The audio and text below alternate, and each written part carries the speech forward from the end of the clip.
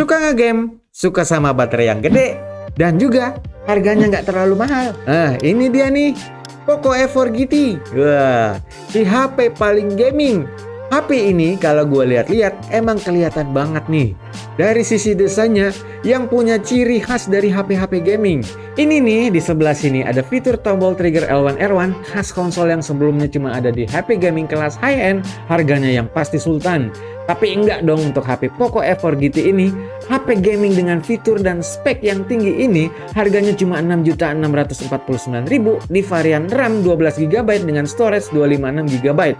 Buat info aja nih ke kalian, karena setahu gua HP ini pernah gue lihat sih kalau di luar sana HP ini punya nama Redmi K50 Gaming Edition. Nah, berhubung HP ini nggak dibawa masuk sama Xiaomi, ada sub perusahaan dari Xiaomi yaitu Poco yang baru bisa bawa masuk HP ini.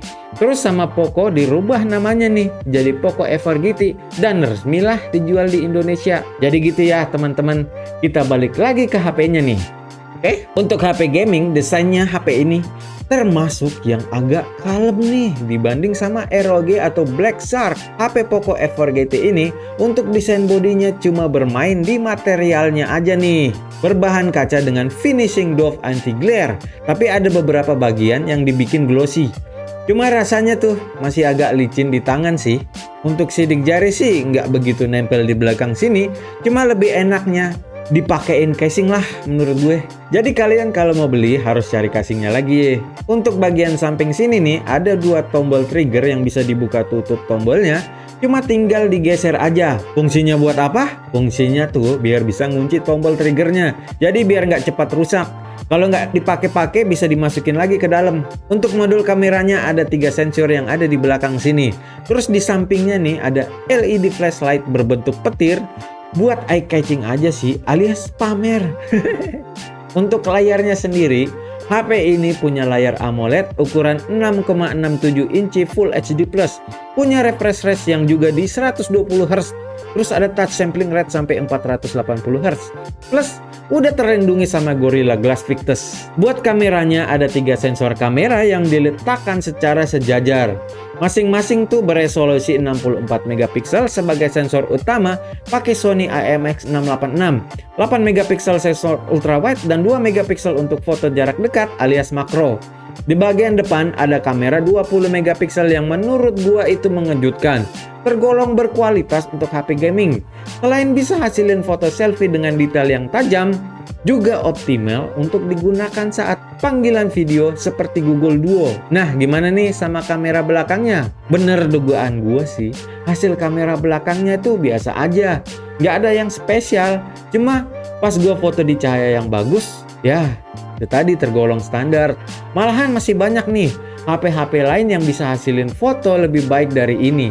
Untuk foto malamnya, dia bisa hasilin foto yang tajam, terus ngambil fotonya juga tergolong instan, nggak perlu nunggu beberapa detik.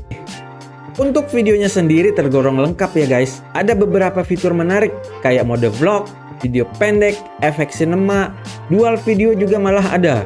Kalau untuk nge-record videonya bisa sampai 4K 60 fps, paling tingginya dia.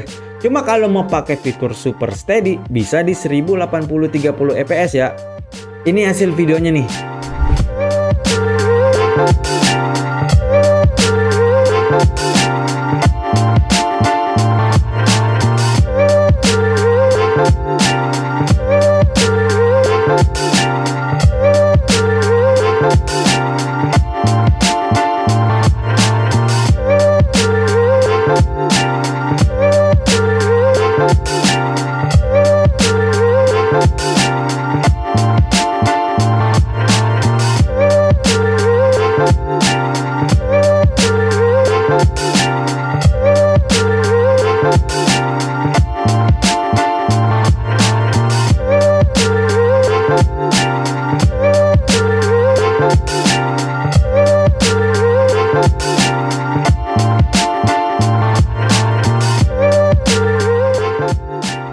Untuk fiturnya sendiri, HP ini ada di sidik jari di tombol power. Terus ada tombol trigger yang bisa diatur lewat remapping. Fitur remapping ini bisa diakses di game space yang muncul lewat dashboard pas kita lagi main game. Nanti ada tuh menu pop-up triggers dan bisa kita edit L dan edit R-nya. Gampang kok ngaturnya. Dan ada NFC-nya juga nih HP ini. Oh ya, Poco F4 GT ini jalan di MIUI 13 dengan versi Android 12 yang masih tetap ada bloatware yang harus kita hapus-hapusin. Khas Poco dan Xiaomi ini ya. Jadi jangan heran lah kalau ada kayak gitu-gitu. Oke, untuk performanya, ini paling jadi selling point dari HP ini. Chipsetnya kencang dari Qualcomm Snapdragon 8 Gen 1 dengan fabrikasi 4 nanometer. Chipset ini powerful, nggak usah diraguin lah pokoknya di sini. Apalagi didukung sama RAM 12 GB. Pokoknya terbang nih HP Fly. Performa gamingnya gimana? Genshin Impact, bring it on. Lancar pokoknya tanpa stuttering yang berarti.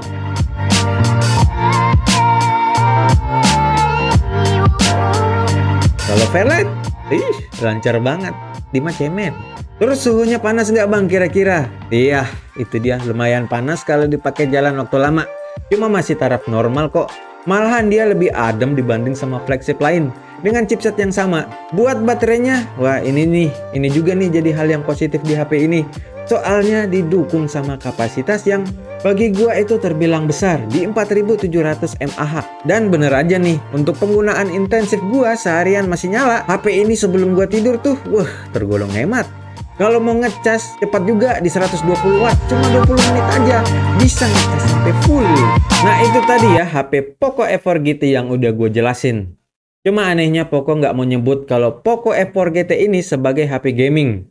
Dia maunya disebut sebagai HP daily driver yang kenceng. Ya tapi suka-suka Poco lah. Kita mah sebagai penikmat dan user gadget mah bodo amat ya. Buat gue HP ini cuma menang di chipsetnya aja, alias performanya. Yang udah pakai Snapdragon 8 Gen 1 dengan RAM 12 GB dengan baterai besar 4700 mAh dengan didukung 120 watt. Wah, udah itu aja sih yang paling menonjol di HP ini menurut gua. Buat kalian yang suka sama HP ini atau malah nggak suka, bisa komen di bawah ini ya. Biar kita ngobrol-ngobrol sedikit. Atau bisa like, subscribe lah channel Teman Ponsel, support dikit gitu loh. Gua Ian, cabut.